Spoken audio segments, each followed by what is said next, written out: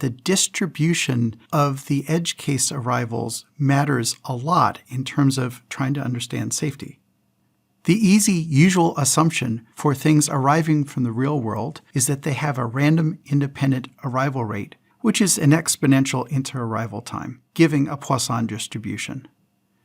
The intuition is that there'll be some things commonly seen in testing, and most of the area under the curve, which is the cumulative probability of the arrival, will be all the way on the left, and it won't take a lot of testing to see almost everything.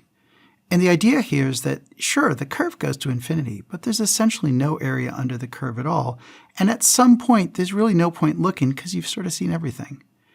To the right, underneath that curve, are the edge cases. They're not seen in testing, but the idea is if you push the total testing time far enough, you get to the point where you've seen essentially everything, and the edge cases will arrive so infrequently that you can accept that residual risk and just not worry about it.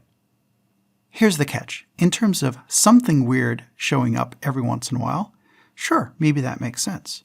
But if you look at the different types of things that might arrive, you're much more likely to find a power law distribution, which is associated with the 80-20 rule, sometimes called a heavy tail distribution or a long tail distribution. Think about it. Just because something weird arrived isn't really the issue. It's what thing arrived and how do you fix that specific thing and how long will it be before you see the next thing you've never seen before. If that's an 80-20 rule, then sure, the first 80% is easy, but the last 20% is really, really hard.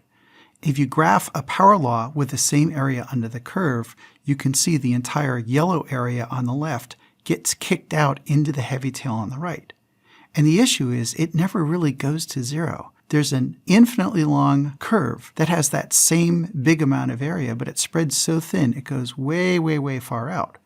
The issue is that if your plan is to drive around, find stuff and fix it and drive around some more, you're trying to get yourself all the way into that heavy tail, and it's going to be very difficult to do because the testing time will be very, very long to see even a reasonable fraction of all the weird things that are out in the world.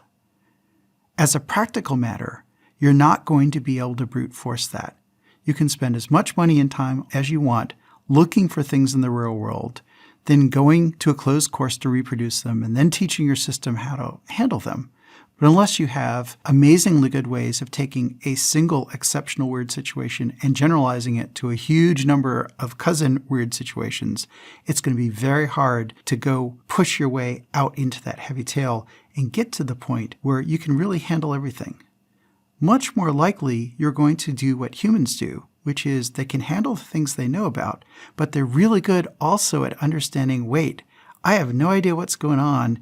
I better take it easy until I figure this out, rather than being supremely confident that they have it right. Sure, humans do that on occasion, but humans are quite good at knowing when they don't know compared to machine learning-based systems.